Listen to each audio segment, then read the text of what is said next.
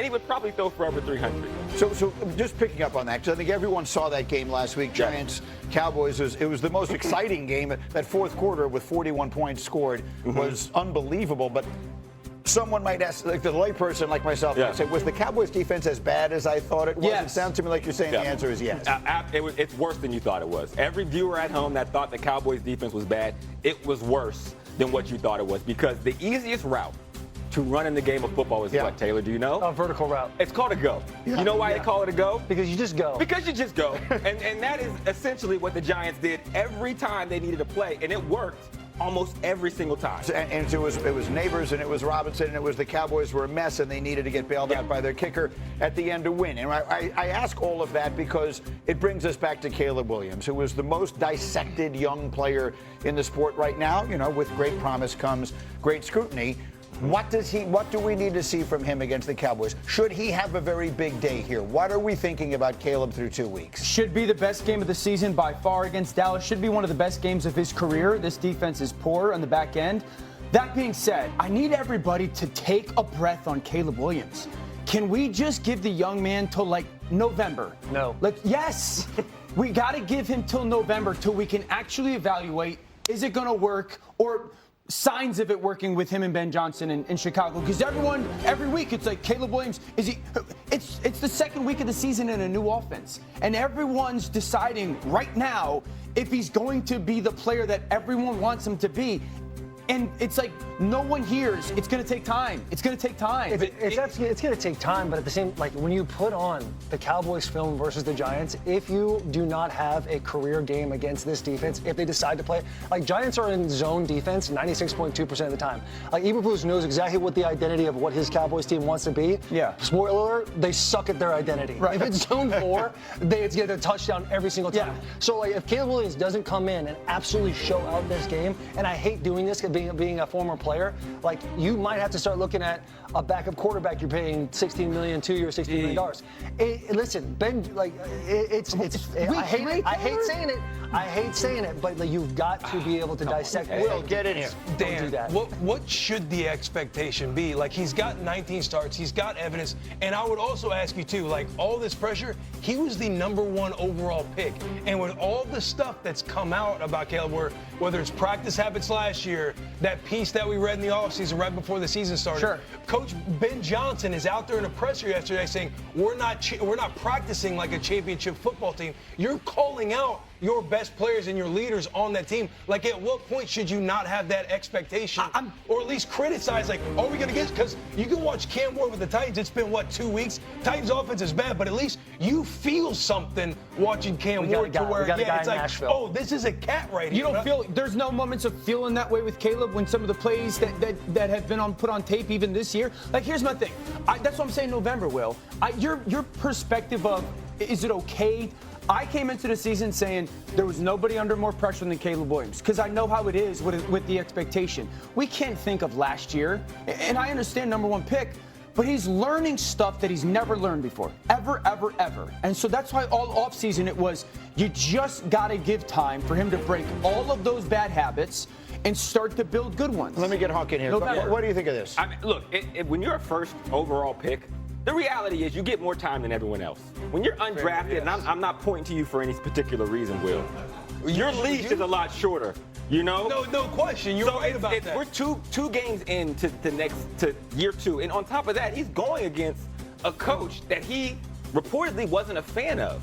So you don't think Eberflus is going to come out in this game and say, hey, I know what this guy makes him uncomfortable. I know what he likes. I know what he doesn't like. So I can't use this game in and of itself as the barometer of whether or not he should be benched or he's not the guy going forward. Will, let me ask you the following question. Is the fact, or is it reasonable to add to this conversation the fact that the guy that they chose not to draft, Jayden Daniels, basically set the world on fire last year? That's not Caleb's fault. It has nothing to do with his performance, but does it change the way people look at it? Absolutely. You look at the quarterbacks in his class that are playing well in the football field right now, and to me it's just like, when is it going to be? He's learning completely new stuff.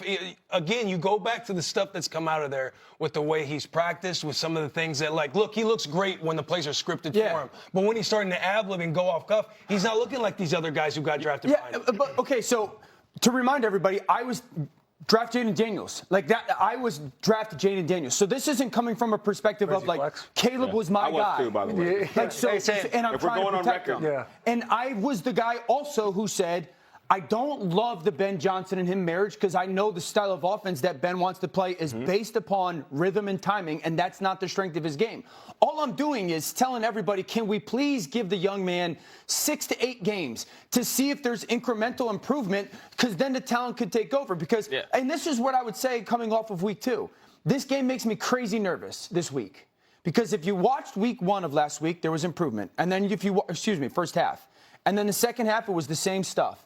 Freestyle, YOLO ball, hero ball, try to score 21 points in one play. And my concern with this game is going against the coach. And I don't want to go 0-3. And the noise that and pressure that will come if he struggles and plays poorly, that he tries to go and dominate the game early on, and that's when he's going to get himself into trouble. Quick final word. Yeah, here's what Caleb Williams has going for him. When the plays are scripted, you see it in the first drive of both of those games. He's very successful.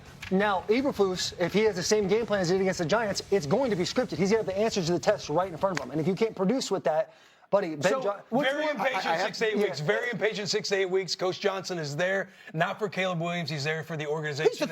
In New York against the Giants. They haven't won a game, but it looks like they'll be getting back Xavier Worthy because he was limited in practice yesterday. Jalen Royals, the rookie wide receiver, also back. So there's a chance that the Chiefs will get some help in an area where they really need it. With Worthy back, possibly Jalen Royals back, and they would have 2 more weapons against the New York Giants on Sunday night as they look for their first win of the season. Look, no one might be more hopeful to get Worthy back on the field this week than Travis Kelce, who's the one who accidentally injured him in week 1. Here's Travis on the rough start for the Chiefs on his podcast this week.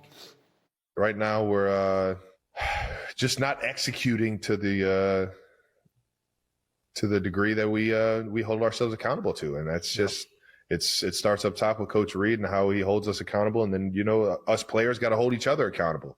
I got to be there for my guys, man, knowing that they put a lot on my plate to be a good player for this team, and I need to answer that bell, man. It's a huge week for the Chiefs, and you might think, oh, easy win, they'll play the Giants who are winless. Well, here's what I said, or what I meant when I said they have to do something they've never done. The Chiefs have never won at the Giants. Last time they played in New York was 2017, Mahomes' rookie year. He didn't play. Kansas City still lost despite being a 10-point favorite. So you say to yourself, this should be the get-right spot. Will, if the Chiefs lose Sunday night to the Giants, what does it mean? It means that the Roman Empire has fallen if the Chiefs lose to the Giants. You start off 0-3. I don't know the data on teams that go 0-3 and they make the postseason or even make the Super Bowl. But if you lose to the New York Giants, if the Chiefs lose to the New York Giants, which I don't think they will, but the Roman Empire has officially fallen. What does the conversation look like if they go 0-3 and win the Super Bowl? No quarterback's ever done that. Does that mean we're talking real GOAT talk? Yeah, we're a long way away from that. I'm just saying. That's a long way away. As long as I've known Will Compton's has been Chiefs are dead, they're going to die, and now he's finally might be right. Here's what I will say. Watching the Giants play defense last week, and candidly the first 2 weeks of this season, if this isn't the spot that Mahomes and company can get right, I'm not sure where it is. Yeah, but there's no easy fix for this offense right now. Like we're often asked, what's the one thing? There isn't one. There's really only one thing that's gone well, Mahomes and his legs. Mahomes is the leading rusher in the NFL quarterbacks. He's on track for over 1,000 yards rushing. And so if you're trying to find something that has to improve, one thing that has to improve this week with the wide receiver injuries, hopefully you can get your running game going. But even that has had some struggles. Like, number one, I would tell you that Pacheco's got to have some better vision with some of these runs. He's got this lead with this tight end, and he's going to follow the tight end outside. But if he follows the pulling guard and center, this is at least a 5 to 7 yard run. He goes outside instead of inside. There's a huge seam inside. So I think just some of their patience in their run game will pay off because it feels like they're trying to hit a home run on every play, let alone pass or run. Pulling guard. Now we're going to have the opportunity to have a kick out. And again, the tight end is going to miss on their block. So it's like everybody takes the opportunity. There's a seam there. There's a hole.